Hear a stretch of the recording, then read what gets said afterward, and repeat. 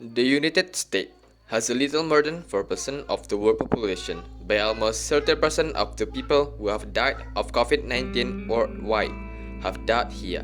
It's not 100 people, and that is it, despite the fact that spend more money on healthcare per person than any other country in the world, by far.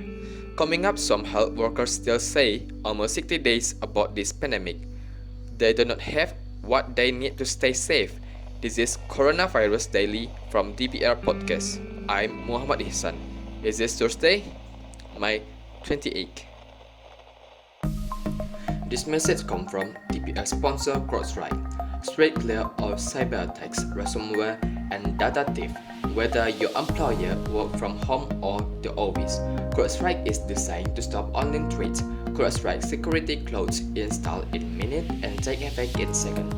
Find out why they were leading companies to use CrowdStrike to stop data breaches. Try it now for free at crowdstrike.com.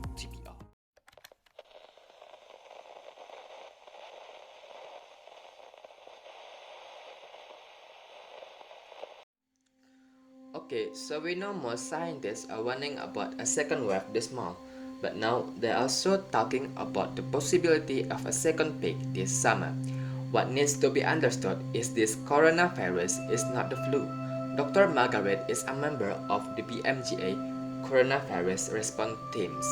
So a lot of people have put what I call a flu lens on their expectations. They keep on thinking it's sensational, but if you look around the globe, with the God countries in the middle of this summer announcement, have been large outbreak, so we're not saying a sensational pattern. What public health official do you see is a predictable rise in cases. When countries open too quickly, we shall be don't say free. You have to be in lockdown by yourself.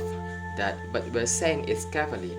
But even as countries are learning from each other about how this virus spread, they're also competing with each other to find a vaccine.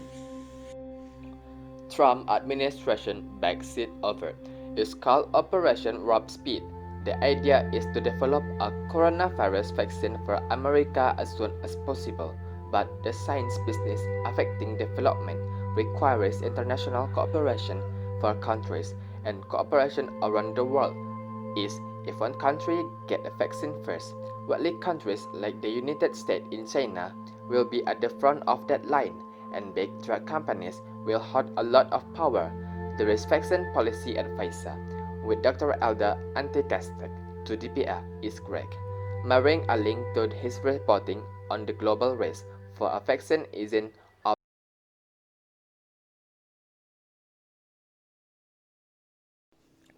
We're learning more about just how hard healthcare workers have been hit by the coronavirus in the last few months.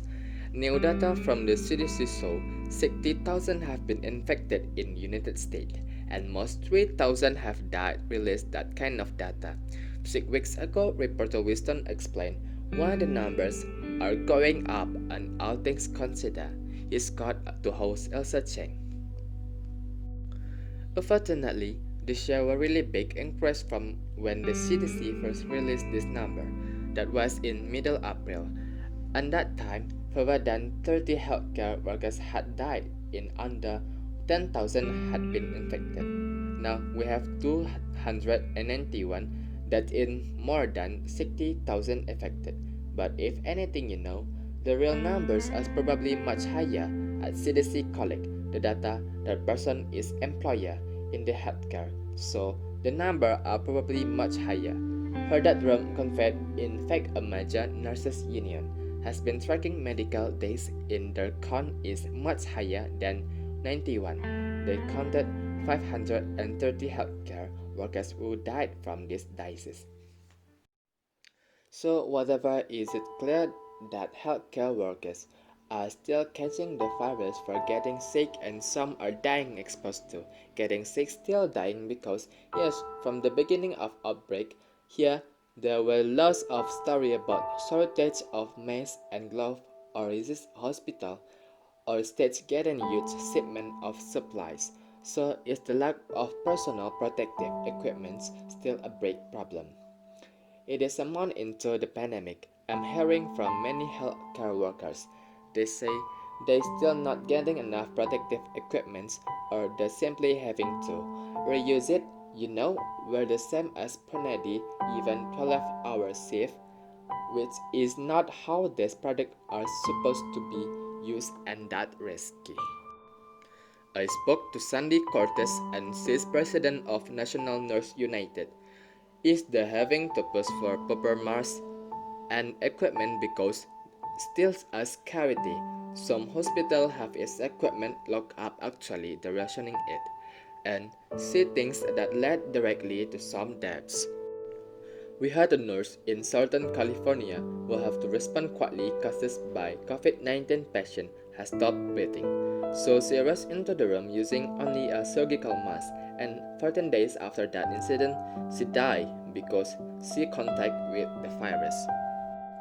Curtis thinks the nurse might have lived if she had a proper kind of mask, the N95, right there.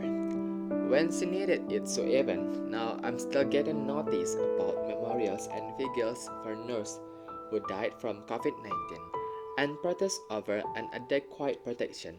They say the works around need to end. For working with patients, we need. They say the work around need to end. They want the right mask every time, just as they had before the pandemic.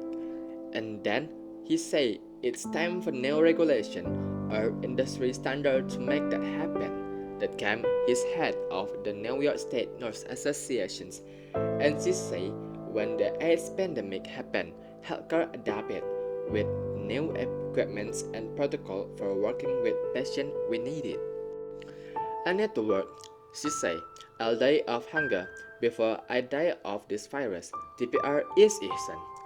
You say her factory gave her months and installed the hand washing station at the door, but her sewing machine is just inches from the next. One no social distancing, and that is the last of the worries. She just hope the factory stay open. I need to work, she say. I'll die of hunger before I die of this virus. Mary loves Kelly on All Things Considered, and from earlier in this episode, Dr. Barbara Harrison, the morning edition host, which I'm working from more on the coronavirus. You can stay up to date with all the news on your local public radio station. We'll be back with more tomorrow. I'm Muhammad Ihsan, telling governors there's no getting around in pandemic. Heads up, we did everything, and daily decision by the White House and Congress will radically impact the human and economic. Told to keep up with the latest, join us on DPR Politic Podcast. We'll cut through the noise and let you know what decisions are being made and how they affect you.